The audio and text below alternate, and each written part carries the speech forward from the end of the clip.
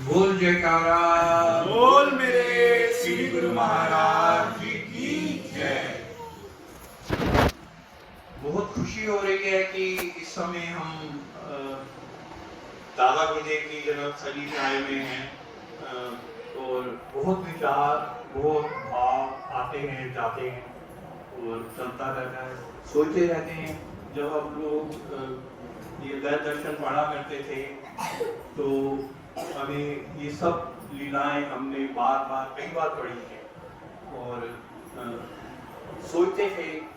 और हम लोग सौभाग्यशाली हैं कि हम लोग जिस मिशन से दादा गुरुदेव के आगे मिशन चलते गए और हम सार्थक मिशन से जुड़े, हमारे सार महाराज जी को ये भाग्य मिला, भाग्यशाली रहे कि रामनवमी मनाने का अवसर मिला और रजौरी गार्डन में पिछले 67 साल से रामनवमी मनाई जा रही है। और किसी समय तो रामनवमी का जो हमारा प्रोग्राम रजौरी गार्डन का होता था वो सबसे बड़ा था। उसमें vice president, prime minister, mother Teresa जो काफ़ी मानी गई है, और माँ रेहाना, पीर साहब निजामुद्दीन के आते थे और हम लोग मनाते हैं। और आज सबसे ज़्यादा यही खुशी होती है यहाँ आके कि आज हम उस जगह पे पहुँच गए जहाँ से पति हमारे पूरे मिशन की और हम सब लोगों को वहीं से आगे हुए। और कल भी चर्चा चल रही थी कि कैसे कैसे सब हुआ और अच्छा लगता है। और एक बात ये पक्की है कि हम लोग इस मिशन से जहाँ पे आ गए हैं, हमें किसी भी दुविधा में नहीं रहना चाहिए।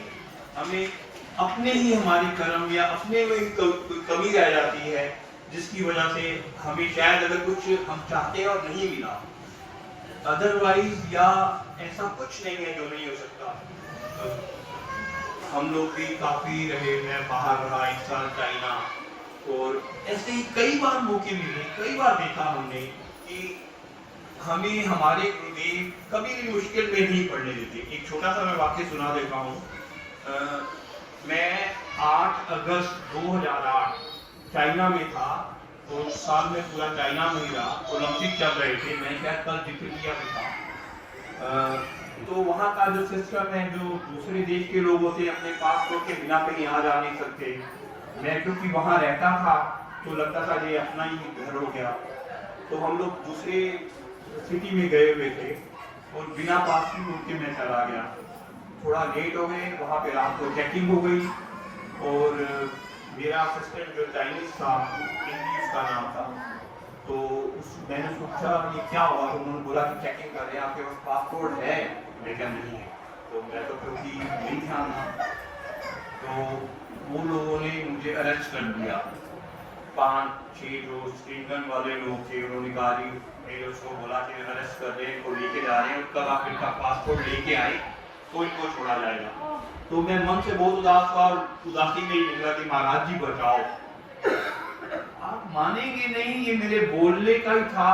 उसी समय उनका ऑफिसर आया और उसने उनको डांट के सबको बोला इनको छोड़ दो। तो जो मुझे तो समझ नहीं आ रहा था उनकी भाषा, मैं चाइनीज इतनी नहीं समझ पाता था उस समय, थोड़ी थोड़ी तो समझ पाता था लेकिन गुड नहीं समझ पाता था। तो मेरे असिस्टेंट ने मुझे बताया कि ये आपके मित्र हैं क्या? इन्होंने इनको बोला कि मेरे दोस्त हैं, इनको छोड़ो, इनको जाने दो। तो मैंने कई बार पढ़ा हुआ है संयुक्त दर्शन में भी और कई जगह की गुरु महाराज के अपने आप, दादा गुरुदेव अपने आप ही पहुंच जाते हैं अपने भक्तों के कष्ट निवारण करने के लिए।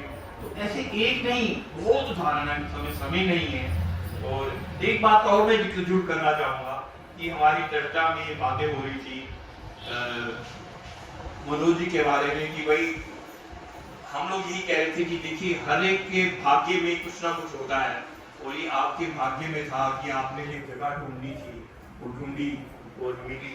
और सब लोग कृतज्ञ हैं, हमारे पूरे मिशन के सभी लोग इस बात की हमेशा कृतज्ञ रहेंगे कि ये जगह हमें मिल गई।